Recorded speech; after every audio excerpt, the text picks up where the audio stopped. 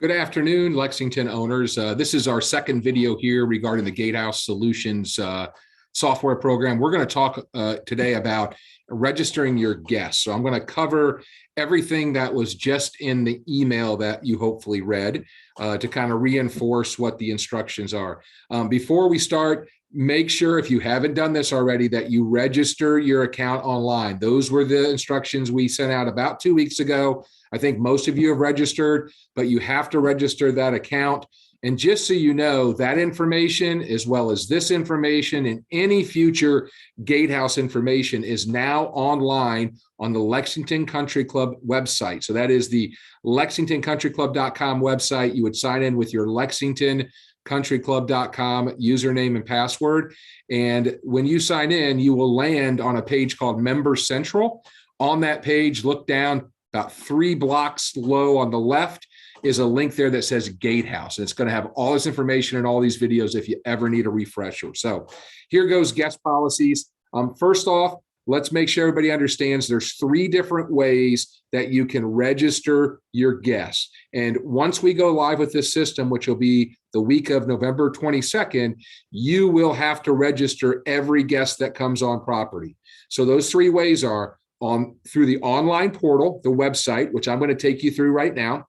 You can do it on the phone app, and I'm going to give you information on that right now as well. It was in the email, but if you want to use the phone app, you can go to your app store, Apple App Store, or your Google Play Store and search Gatehouse Solutions. The icon looks like a home, like a roof and the walls of a home.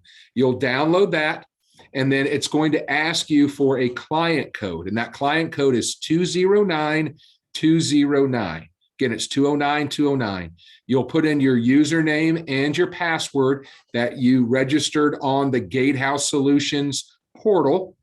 You'll use that same username and password, and you'll be into the app. And the app is very self-explanatory. It looks just a lot like the website does. You can enter guests there and all that good stuff as well. So give the app a try if you're into that. Also, the third way that you can register guests is manually. So if you don't want to use the portal, you don't want to use the app, we have a manual registration process available. And I'm going to break that down into 2 different ways to do this.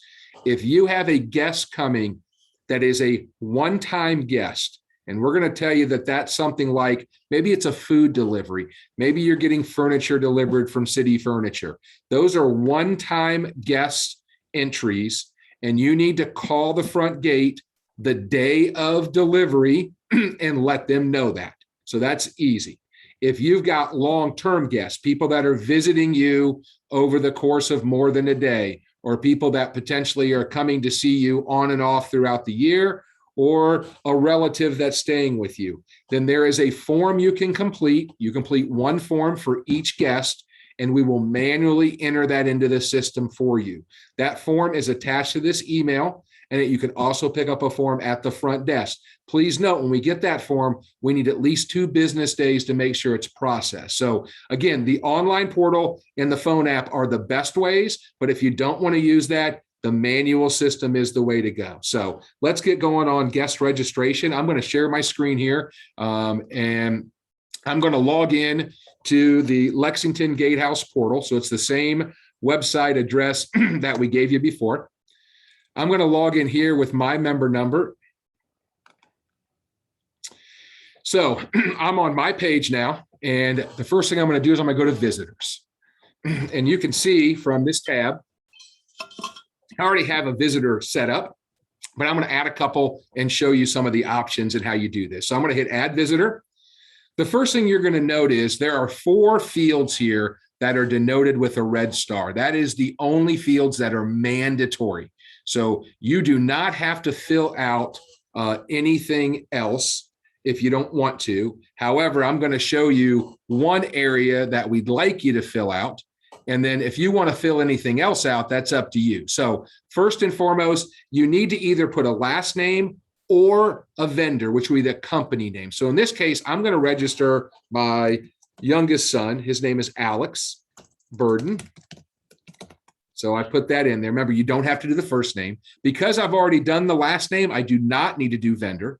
This is the area that we do want you to complete. We do want you to connect a relationship. So as you can see here, there are 4 different categories for owners.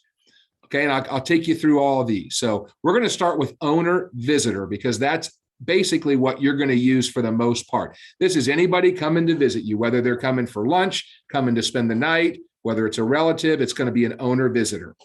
An owner vendor would be somebody that you have coming to your house on an ongoing basis. So this may be somebody that cleans your pool. Maybe it's a housekeeper. You're going to set them up as an owner vendor. An owner delivery is typically going to be those one-time situations where maybe you ordered a pizza or you ordered something from Grubhub and you want to give them access. You can do that very easily through this system prior to their arrival. That would be an owner delivery. And then an owner A&E contractor, that's going to be for approved A&E projects. So if once you get your approval for an A&E, you can go ahead and list in here those contractors coming on site, and I'll show you how you can basically put a range of dates in that'll cover their period. So again, we're on Alex Burden here, so I'm going to do visitor. The access privilege is always going to be normal, nothing here to select. And then with Alex, obviously he's my son, so I'm going to select that he has permanent access here. Okay, so I'm going to select permanent. And that means he's never going to expire. Now, when Alex comes through the gate the first time, the front gate can print him a pass, and he can keep that pass with him. And by having that pass, he can then use that to get in. It'll be quicker to get in through the guest line at the front gate. So I'm also going to show you in a minute how you can send an e-pass to somebody, and they can already have that on their phone. So they don't really need to communicate too much with the front gate. They just roll up in the guest line, and they've got a barcode scanner that will just scan that pass. Again, it's not the member lane that they would come in, it's the guest lane. So I'm going to go ahead and save Alex here. We should be good to go on this one. And I'm going to add one more. Okay. In this case, I'm going to go ahead and do a vendor. And let's just say that this is Chambers. Chambers is the company that we're working with our long range plan. Their relationship here, and I'm going to do it as an owner, but obviously I would also do it as potentially a staff member, but I'm going to call this an owner vendor. Okay. And let's just say for them, I know that they're going to be potentially on site between now and the end of April. So I can select one of these 1 day, 2 days, 7 days, 90 days, but just note that if I select these days, the clock begins on today. So I think it's easier to just come in here and put a custom date range. So I'm going to hit custom date range. I'm going to hit today as November 3rd. And then I'm going to go ahead and I'm going to come all the way down and I'm going to select April 30th. And now they are authorized to enter between these dates only. All right. Hopefully that makes sense. I'm going to save them. So that essentially is setting up guest. What I'm going to share with you now is how, if you want to, how you can send an e-pass to your visitor. So what we're going to do, and you have to do this once they're entered. So I've already got a couple of guests entered here. So let's just say with Barb, she's already in there. That's my wife. I'm going to go in here and I'm going to click this little pencil icon here. Okay. As you can see, this is the same screen I was just on. However, notice that it now has a send e-pass link here. So I'm going to go to send e-pass, and it's basically going to say, type in their email. So I'm going to type her email in. And then I have to click agree. All right. And it's going to send the e-pass. It's giving you a little process here, and it's sent. So now Barb, if she checks her email, she's going to have an e-pass there. She can either print that out, she can save it to her phone as a photo. And now when she comes to see me, she can come through the visitor side of the front gate, but she doesn't have to roll her window down. She just has to show the pass through the window, and the front gate staff are going to have a barcode reader that they can scan. So that pretty much covers that part of it. Essentially, it's really that easy. We hope that you don't have any trouble doing this. If you do, we suggest that you just double check the instructions that we sent you and double check this video. But if you're still struggling, feel free to contact us at the front desk, and we will be happy to walk you through. Again, remember, every guest must be registered when this system goes live, and this system is planned to go live sometime the week of the 22nd of November. So hopefully this helped you out. I'm just double checking to make sure that I didn't miss anything here. And I think we're in good shape. So best of luck to everybody.